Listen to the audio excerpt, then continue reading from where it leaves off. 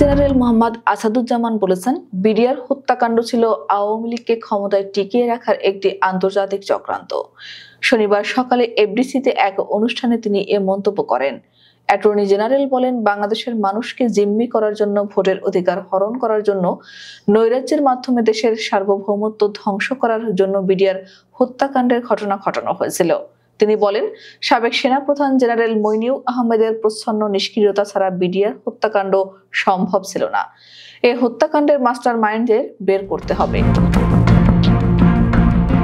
ভারতের সমালোচনা করে অ্যাটর্নি জেনারেল বলেন, একটি বন্ধু রাষ্ট্র বন্ধুত্বের হাত বাড়িয়ে দেওয়ার নামে বাংলাদেশে লুটপাটের রাজত্ব কায়েম করেছিল।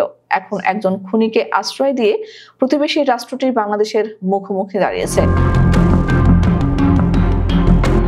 উল্লেখ্য, দেশি বিদেশি ষড়যন্ত্র